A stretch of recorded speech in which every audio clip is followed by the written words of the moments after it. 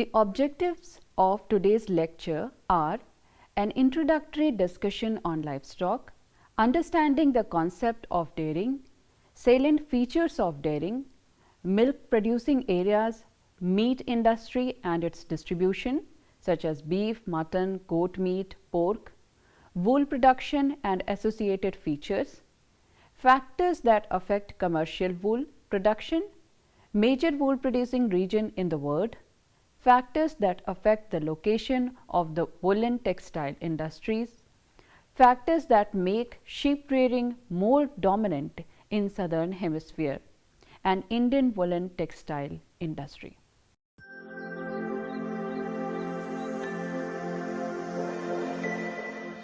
Animals have always been important resources of man as they fulfill the basic necessities of food, clothing and shelter of man, besides serving as beasts of burden. The role of animal in present day economic structure is largely confined to primary sectors. Cattle are by far the most important animal, for they provide milk and meat and are also used for draught purposes. Sheep and goat areas also sources of meat, milk and wool. Alpaca and vicuana are raised mainly for wool. Ox, camel, mules, yak, llama, alpaca and elephants are domesticated for draught purposes.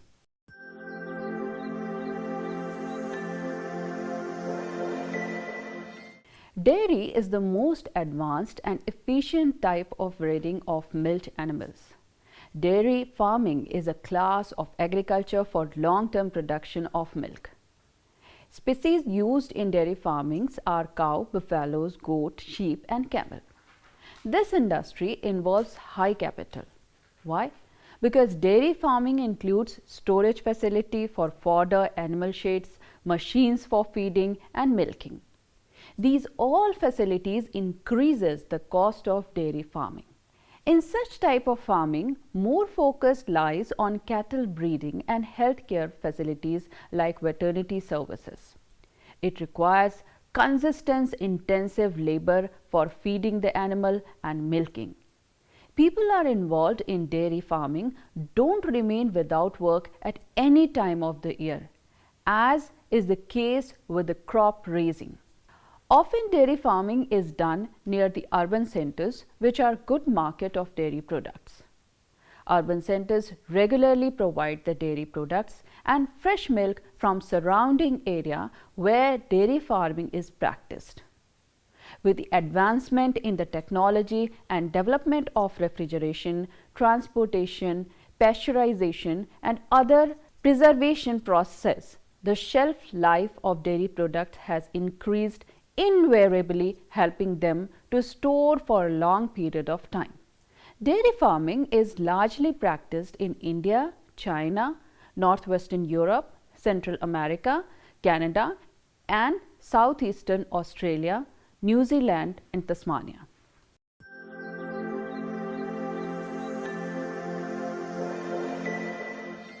As you know that cows are the most widely raised animal for dairying. In the countries like Russia, America, Canada, Australia, New Zealand, Argentina, Northwestern Europe and India too, cows are often domesticated and reared for milk.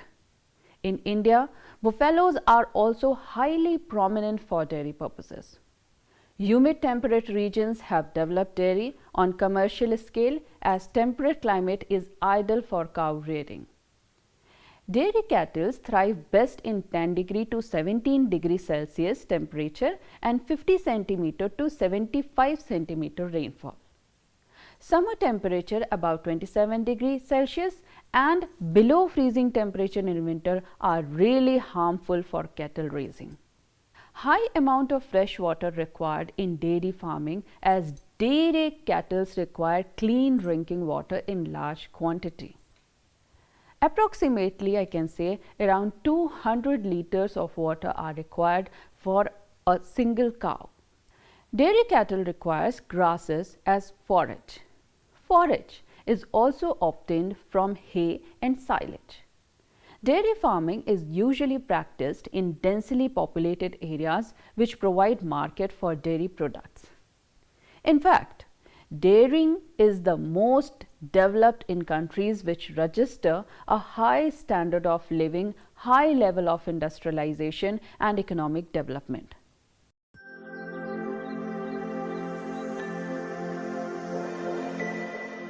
That USA has more than 15% of the world's total production of milk and milk production, such as Michigan, Ohio, and New York are the leading states in dairying.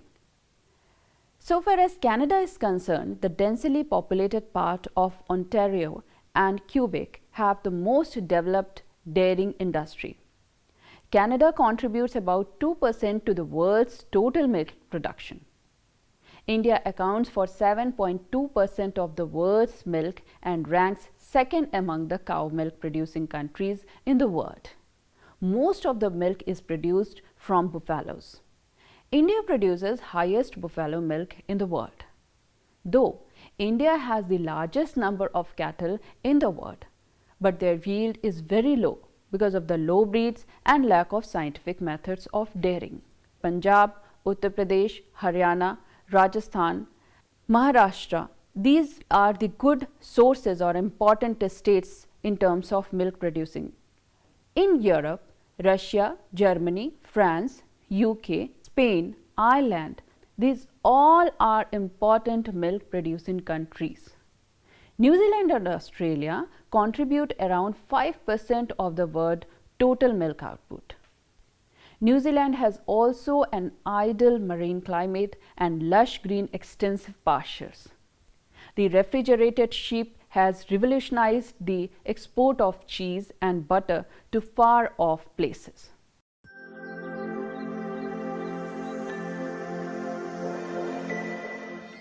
As you all know that meat is the flesh of animals used for food, with most of the world production focused on beef, pork and lamb, with some countries, regions utilizing buffaloes, camels, goat, horses, rabbit, exotic games.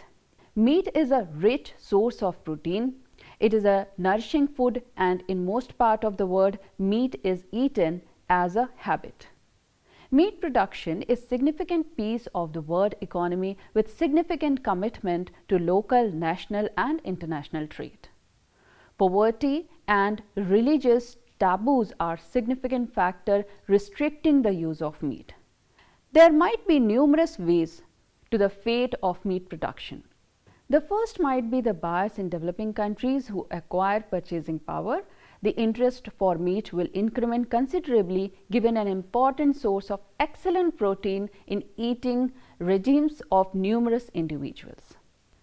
The prevalence of meat as a nutritious or delightful food will remain high for quite a while to come, however difficulties to how it is delivered and its effect on the world's current circumstances will be feeling the squeezes for quick and not so distant future.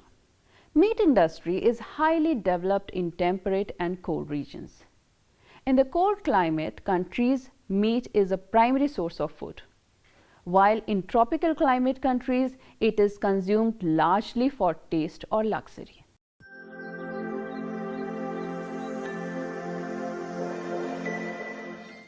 Beef cattle are mostly found in USA, Brazil, China, India, Argentina and Russia. Four major areas of beef production are Indian subcontinent, Europe, USA, the pampas of Argentina, Uruguay and plateaus of southern Brazil. Coming to United States of America, USA accounts for around 1/5 of the world's beef. During the mid-20th century, the Corn Belt emerged as a major producer of beef cattle as well as cattle fattening region. In the last few decades, the production of beef cattle has grown rapidly in South, particularly in Florida. Despite of a large scale production of beef cattle, the USA imports beef and veal too. Now you may be thinking, what about the Latin American part?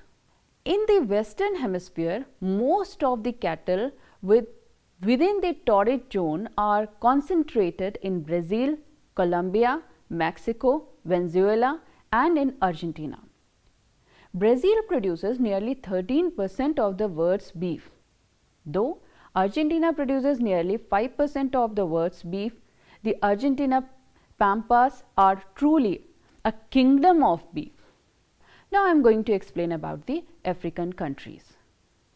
Large tropical areas have very few cattle, notably in the rainforest and deserts.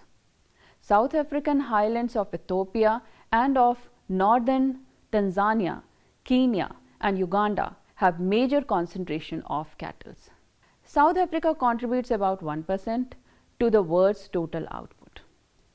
So after the African countries, now it is the time to explain the Asian countries. When it comes to Asian countries, India, China, Pakistan and Japan have high numbers of cattle. India leads the world in total number of cattle, but the total production of beef is insignificant for simple reason of religious taboo. India contributes 2.5% of the total beef production in the world. European countries, the dairy cattle outnumber beef cattle in Western Europe. Beef production is important. Most cattle in Western Europe are fed by farmers. Mutton consumption. Sheep and goats are the major source of mutton. The former, however, excel commercially. The sheep with its wool is well equipped for cold climate and thrive in such bleak lands as Patagonia and Falkland Island in South America. Sheep production involves little labor and is well adapted to sparsely populated regions. China, Australia, New Zealand, Iran, UK, Turkey, Spain, Pakistan, Algeria, Mongolia, Russia, South Africa, Morocco are the major mutton producing countries in the world. Oceania contributes more than 14% mutton of the world.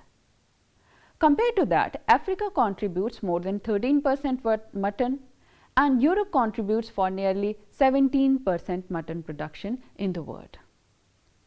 Production of mutton in South America and Central America is less. They contribute 3% and 2% respectively. So now after explaining the mutton consumption, I shall explain the goat meat. Goat is one of the hardiest of animal capable of living under most severely dietary conditions. India has the largest number of goats, the chief concentration occurring in Ganga Valley. In Morocco, Spain and other Mediterranean countries, goats graze upon dry and rugged land. Asia ranks first with nearly 3/4 of the world's goat meat. At the country level, China tops the world, contributing more than 38% of the world goat meat. Compared to that, India 11% and Pakistan contributes for 9%. When it comes to the consumption of pig meat, religious taboo in the Muslim and Orthodox Jewish land prohibits its production. Asia contributes 47% of the pork consumption. Compared to that, Europe and North Central America contributes 26 and 12.6% respectively. South America rank in the descending order of pork production, contributing 4.5% of the pork production. And the most important product, wool. Sheep and goat are the major source of wool in the world. Though llama, alpaca and vicuna of Indian highlands are also known for their fine, long and soft wool. Wool is the fiber obtained from sheep and another animal including goats, Angora rabbits, etc. Wool obtained from merino sheep, Angora goats or Ladakh Pashmina goat, etc. are of commercial importance.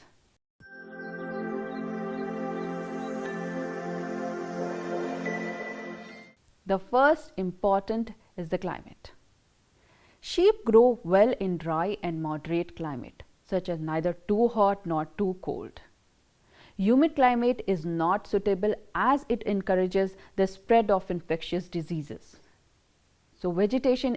Pastures with dry conditions are ideal for sheep grazing. So, vegetation is the another factor. Third important factor is the breed. The quality of wool is determined by its fiber, diameter, length, softness, strength, etc. The finest and the most valuable wool comes from merino sheep, breed reared in Australia, New Zealand, Argentina, South Africa, United Kingdom, etc. Merino wool is typically 9 to 12 centimeter in length and is very fine. Wool taken from sheep breed reared for meat is typically coarse and has short fibers. For example, Indian tropical sheep. Now, fourth factor is economic of scale. Availability of land, population, competition from other occupations, etc. affect the commercial success of wool production industries.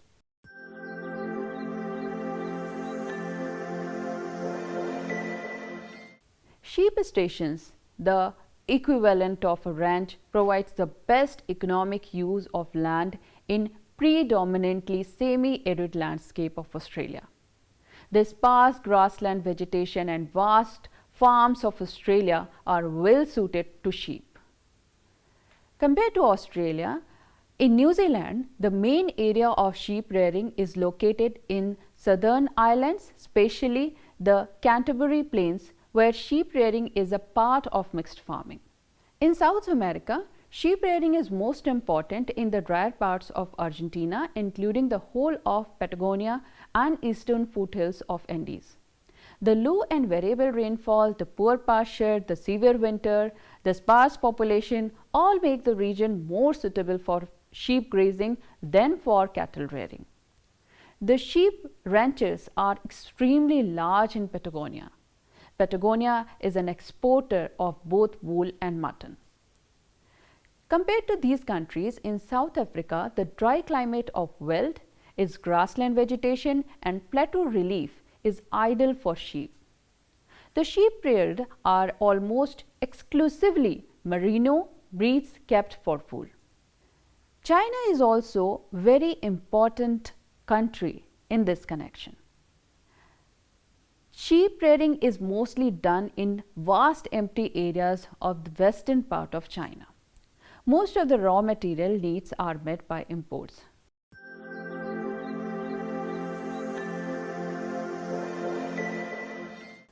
The first factor is raw material. The woolen industry is not weight lossing. Hence, mills can be established at far away places from wool producing areas. For example, mills in northern hemisphere import fine quality wool from far away places like Australia and New Zealand. The second factor is wool quality. Finer wool can be used for garments, while coarser grades are used for durable outwear or rugs. For example, in India, the wool produced in coarser and hence the industry tends to focus more on durable goods. Only imported wool from Australia is used for quality apparel making. The third important factor is transportation. Wool is perishable and lightweight. It can be transported over longer distance economically through waterways. So, mills that work on imported wool are usually located close to the ports to reduce the transportation cost. For example, mills in Mumbai and Chennai. The fourth important factor is market. The woolen industry is primarily market oriented. Wool fabrics holds more air, which makes them excellent insulators against cold. Hence, most of the woolen apparel industry is located in the temperate coastal regions of northern hemisphere. So, industry located in the tropics is mostly export oriented. The other important factor is power, water and labor. Similar to cotton, though Australia is the top producer of wool, it does not have a significant woolen textile industry. This can be attributed to an insignificant market in the regions and high labor cost. On the other hand, cheap labor plays an essential factor in the establishment of mills in the tropics.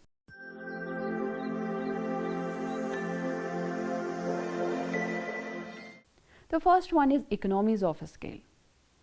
Large swathes of land in Australia and Argentina is not suitable for either agriculture or cattle rearing. Sheep rearing is the only viable economic activity, and the economies of scale are leveraged to the fullest in the sparsely populated South. Due to economies of scale, mutton is not expensive in Southern Hemisphere. Hence, sheep are important for both wool production and meat. You might be aware of merino sheep. The high-yielding merino sheep are strong and hardy animals. They are well suited for dry and moderate climate of southeastern Australia and southwestern Australia, the grasslands known as Veld of South Africa, dry range shadow regions in Canterbury Plains of New Zealand, and dry range shadow regions in the Patagonia grasslands of Argentina are also known for sheep rearing. Sheep rearing is relatively less profitable in Northern Hemisphere. Cattle and pig can be raised in the factory farms, and hence beef and pork are lot cheaper than mutton. Sheep are sensitive to stress and cannot be raised in extreme confinements such as factory farm settings. They need to be kept longer and open pasture to get them to market weight. Hence, sheep rearing is less profitable compared to cattle rearing, poultry, etc. Also, relatively high population pressure means large sheep ranches cannot be established like in South. So, economies of scale factor is missing here. Now, I am going to explain you the rise and fall of sheep rearing in United Kingdom. Britain has for centuries been a sheep raiser and an exporter of pedigree sheep.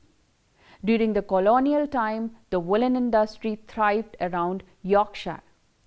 Both locally produced and imported wool was used to feed the mills. Sheep rearing declined in the later stages due to stiff competition from cheaper Australian wool imports.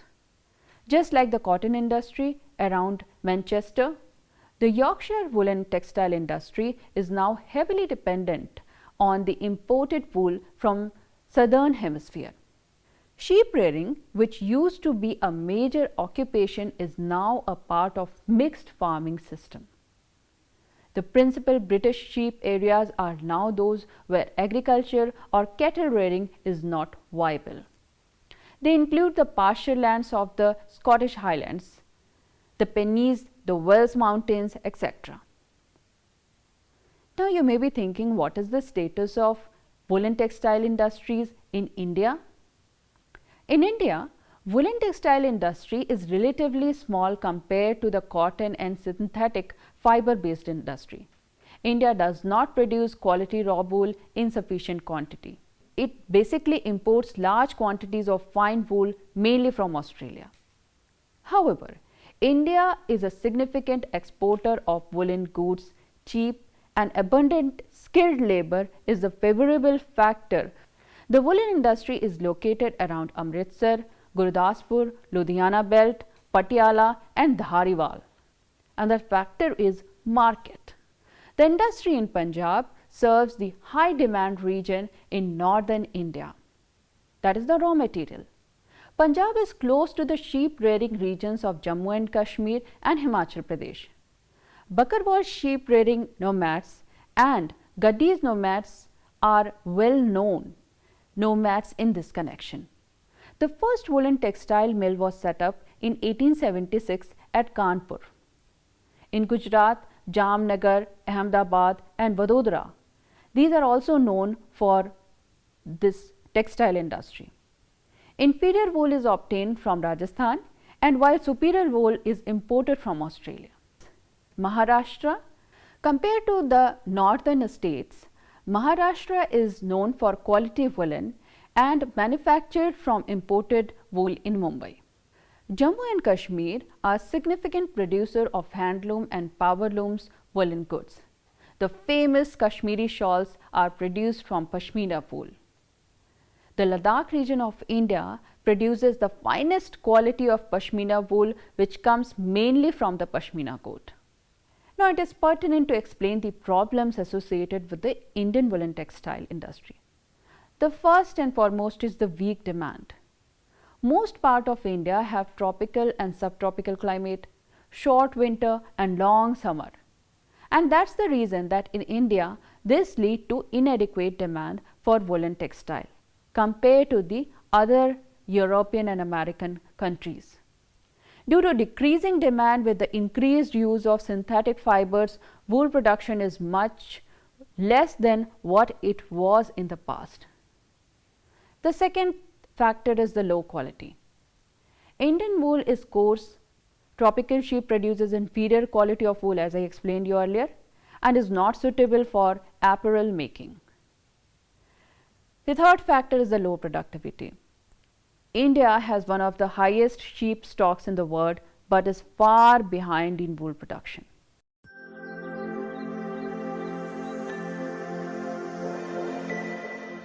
So at the end, I can say that livestock is a primary activity that provides various types of materials useful to human.